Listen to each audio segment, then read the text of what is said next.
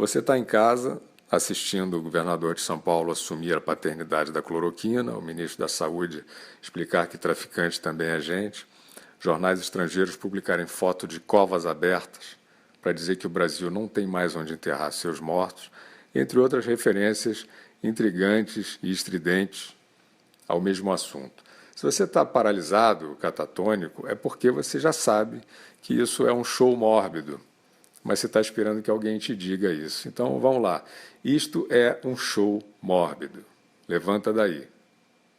Onde estão os mapas demonstrando os resultados diretos do isolamento total na contenção da epidemia, ou na suavização dos picos, como se diz? Aqui vai uma notícia real no intervalo da novela. Eles não existem. Repetindo, os mapas comprovando o efeito mitigador do confinamento geral sobre o número de infectados, de internados e de mortos não existem. Nova York se trancou em casa e a curva da epidemia seguiu quase como uma reta para cima. Dias, semanas e o gráfico inabalável, mais para subida de foguete que de avião. A Itália completou um mês de quarentena e a epidemia voltou a se expandir agora. Vocês que entendem de curva, que curva é essa da Itália? Nesse meio tempo, a FAO alertou que nesse nível de paralisação atual, o mundo tende à escassez de alimentos. A pergunta aos especialistas é para ficar em casa só até morrer de fome ou um pouco mais que isso? Em vez de mapas ou de modelos comprováveis, o que você vai ouvir em resposta é que sem quarentena seria pior, e fim de papo. Os filósofos do lockdown são invencíveis, e eles falam pouco. Então é melhor não insistir, porque senão eles gritam com você, seu irresponsável, alienado, assassino. Aí vem a própria OMS declarar que a nova frente de contágio está se dando aonde? Dentro de casa.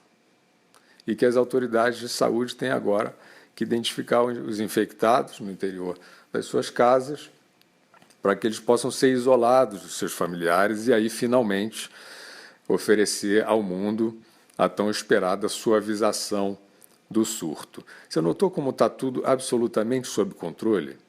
Eles só não demonstram essas premissas, estratégias, de forma científica porque eles não querem cansar a sua beleza. Eles têm certeza que você prefere ouvir um bom discurso e ir dormir tranquilo sabendo que está tudo bem. Mas tem sempre meia dúzia de chatos que não gostam de discurso e esses já notaram que os efeitos do confinamento total sobre a evolução da epidemia não estão sendo demonstrados numericamente, ou seja, eles permanecem como uma hipótese. Fique em casa porque tem um vírus lá fora e ponto final. Talvez pensando nisso, o governo de São Paulo resolveu inovar e ofereceu à população um modelo matemático pioneiro, montado no fundo do quintal de algum boteco fechado.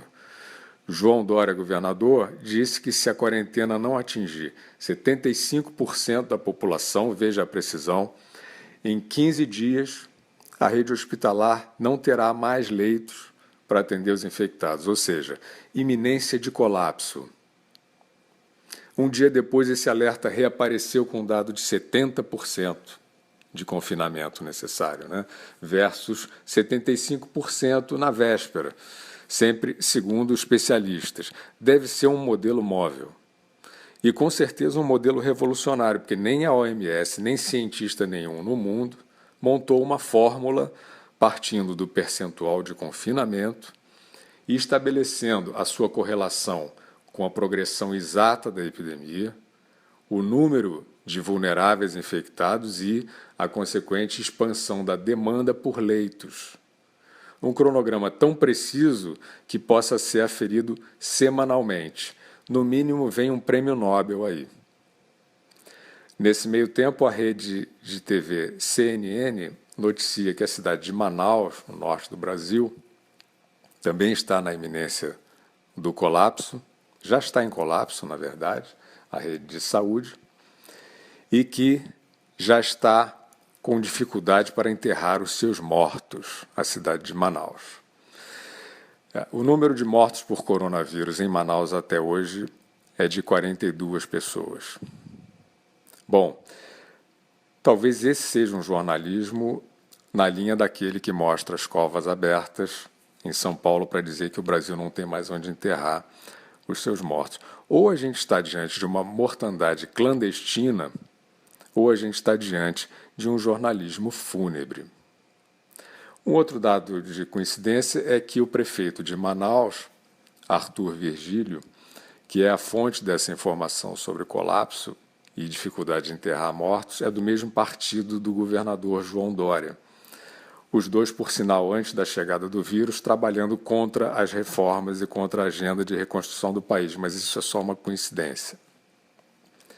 Bom, voltando a São Paulo, junto com o modelo matemático inovador, o governador fez o que vários outros governadores e prefeitos do país estão fazendo, ameaçou prender o cidadão na rua. E essa ética da boçalidade já está em prática em vários pontos do território nacional, com cenas edificantes, civilizatórias, de policiais capturando passantes, inclusive mulheres, várias delas tratadas de forma animalesca à luz do dia, sob o silêncio protetor dos humanistas que estão calados em casa assistindo a novela do vírus. Ou seja, não está sendo só gestada uma ruína proverbial com tudo trancado e a vida adiada indefinidamente. No Brasil, já foram fechadas 600 mil pequenas empresas. A projeção, a estimativa atual para o PIB é de uma queda de 4%. Ruína, depressão à vista, empobrecimento geral. Mas não é só isso. A população também está entregando a sua liberdade de bandeja a tiranetes com propósitos inconfessáveis de poder. O mesmo Dória, supracitado, está usando operadoras de telefonia para vigiar os passos dos seus reféns. Bom, eles estão dizendo que estão salvando vidas. E vocês, por alguma razão insondável, estão acreditando nisso.